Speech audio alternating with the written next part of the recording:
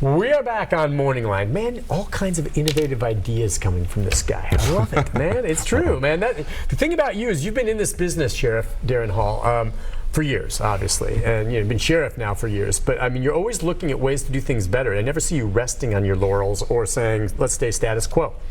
And that's good. You're always looking for something, man. Yeah, we got some great people, though. I mean, a lot of these things, we spent a lot of time years ago on this, part-time program. We got an intern to help us from Trevecca, spent 2 years studying why people don't take their pension. Yeah. Something, I love this kind of stuff, but something that came out of that was people don't take their pension in this line of work because they don't want to lose their identity, and they can't afford to lose their income. I mean, no one makes 100% of your salary. Right. So we said, let's figure a way to make both of those happen. We don't want you to lose your identity. You're still working. And I just want to be clear. We got another call here, but you're already doing what he was suggesting in the last break. Within the sheriff's department, you have the power to do that unto yourself, and it's working. So you have a template there. It's whether or not the chief or the mayor would like to look at it as the city more as a whole. Yes, and again, we haven't found a flaw. I mean, our employees love it. We still see them. I always tell people they have the biggest smile in the whole agency, and those staff do, because they're working 19 hours. They're making the same money virtually.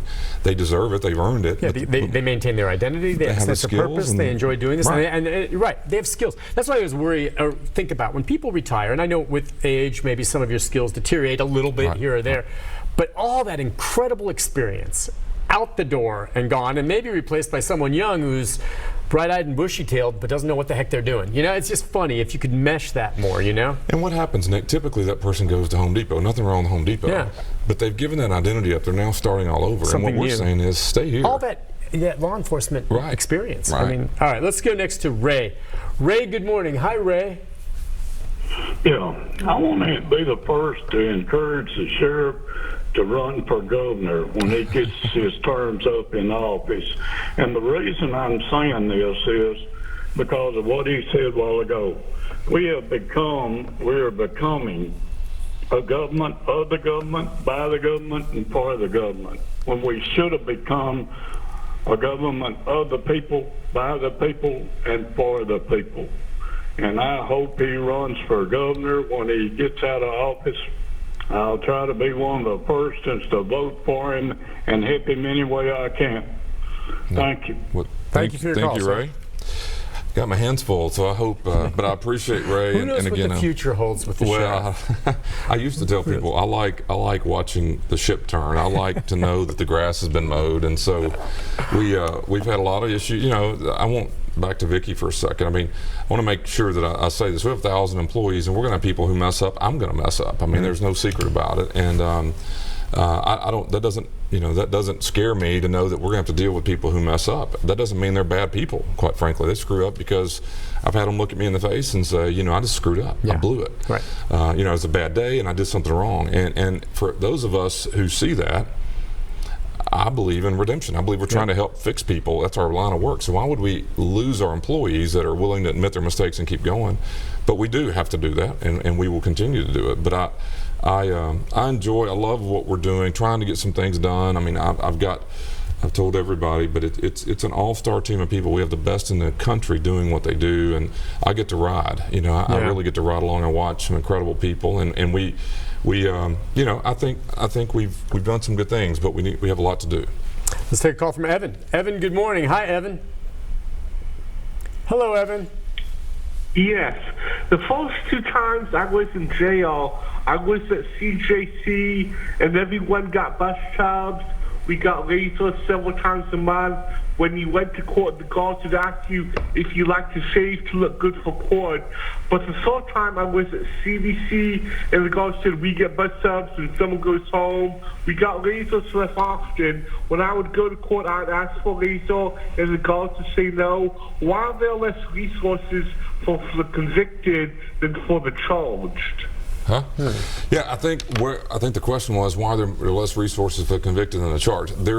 Shouldn't be less resources, but there are rights that are differently. I mean, you have rights that as obviously a person who's not been proven guilty is different. But I'm not real sure what Evan's pointing to. I'll tell you this: there are several ways that those things happen. If you're indigent, then obviously we're providing you all of your hygiene items. That's what you would want us to do. We do that. If you have money, it is on you to pay for some of those items through the commissary, just like we would in the free world, and especially once convicted. And so I'm not sure if some of that's the case. If you're indigent, Evan, in the jail system, clearly we're responsible to give you many of the things that you and I need for our daily life. But once you are able to afford that, i.e. you have money on your account, and again, we're talking about razors and we're talking about stuff that's basic, just like it would be for me if I went to a hotel or went to a camp or went somewhere else that I'm paying for, then the taxpayers expect you to have to pay for that, but not to deny someone who doesn't have the money. So I'm not sure if that's what happened to you.Maybe the resources that you had were used on food and snacks and other things, and maybe razor wasn't in the list, or if there's something we did wrong. I'd love for you to call me and let me know when that happened, and I'd look into it. But we shouldn't change anything because you're convicted, except there are some rights that you give up that we can't. For example, we can't force people to work or go to treatment unless you're convicted. And if you're convicted, we can assign you to various things to have you work and do things. But and there's others, once you're a convicted person. But we should not deny you access to a razor.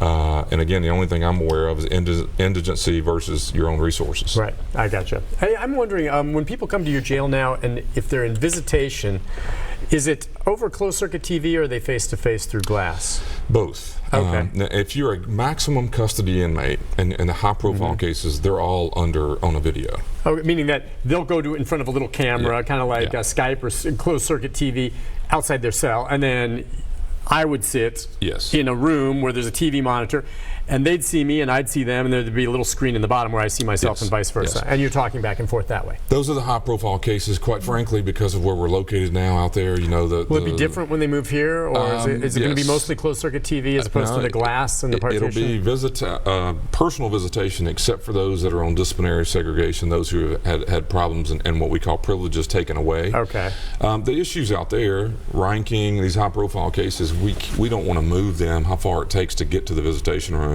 out into the public and back, just for routine visits. So all the high profile maximum custody inmates are via video. When they come down here, we have access to do both. We have plenty of visitation rooms, and we will have the video capability as well. Okay. The future of visitation, I believe, is going to be more video, not because a lot of the jails, other jails, smaller ones, that's all it is. I was in the Davidson County Jail, and that's the way it was set up. I mean, you just set up visitation, you go, and no one's even really there. I mean, it's secure, and you walk in and you just look, and there's a TV monitor on. You go and sit down in front of it. Next thing you know, the inmate's in front of you, and you're talking on TV to each other. The next generation, Nick, really what I think is going to change it all. I have a 24-year-old, 17-year-old son. I can talk this way, but they wouldn't know how to answer a phone and come to a visitation room. I mean, they talk to their friends and family on games and on phones, and so it's very common for them. I'm still not real comfortable with doing the face stuff on phones and all as a person. But the future of visitation is going to go to the internet, and when it gets there, you'll walk upstairs in your own office and hit a button and want to communicate with an inmate, and you can do that. Meaning that I wouldn't have to go for instance, your inmates, not that they have access to do that now, but they all have little computers, don't tablets, they? Right. Little tablets to entertain themselves, and there's a lot of limits on that, and I think it's worked out well, hasn't it? Right. It's a good thing, but I mean, I think you're right. At some point, if you'll have to schedule it, and that inmate will have a certain time and date and when they know they're going to talk to you. You don't have to go down and you there. don't have to, because see, think about it. I don't philosophically have a problem with it. If you drive all the way to Dixon to go into a booth, and all you end up with is a camera to look at, why did you have to go that far just to get behind the screen? Exactly. You're exactly right. And that's if I live even near enough to drive. There are some inmates that may have family members in California. That's right.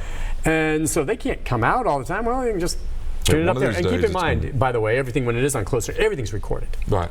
Everything's recorded on the phone calls, which of course they can still do. Except the legal visits of that. By the way, Emmanuel Sampson, last high-profile inmate, convicted, gone. Has he already been placed in the... Is he still in your jail? I'm quite sure he's gone. By now he would be, I would think. Probably. Me too. I don't remember exactly with the dates, but I'm quite sure he's already gone. Okay, Travis Ranking still there. Yes. Of course, waiting to see what develops on that front. I'm trying to think if there are any other high-profile inmates that have come in there right now. There for a while we had the Dixon, he's gone now, but we had several folks all at one time. Sometimes you'll keep inmates for other counties. Well, in that case, you're not going to put Wiggins in the Davidson County Jail because he's accused of murdering a deputy there. There are obvious reasons why that would be a very uncomfortable situation for the sheriff and his staff, though I'm sure they'd be professional, but they're looking at a man accused of killing one of their own.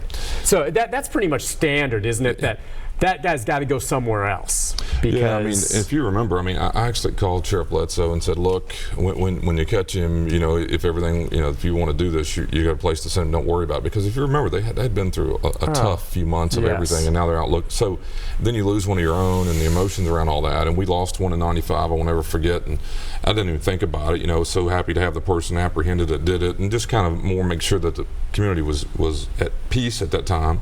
But the thing you don't realize is the first time the meal's not warm, then you're going to be alleged to have mistreated him. The first thing so that it's goes just wrong, not worth you're never going to dealing with that win. because people expect maybe. By the way, just as we wrap things up, the teen that is accused in the death of Officer Anderson in Metro, still I guess in juvenile detention, and it'll be the juvenile court judge sometime in the coming weeks who will decide whether or not she will be tried as an adult. If that decision is made prior to that trial, but if she says yes, she will be transferred, does that mean she will physically be moved from juvenile detention to somewhere in your facility?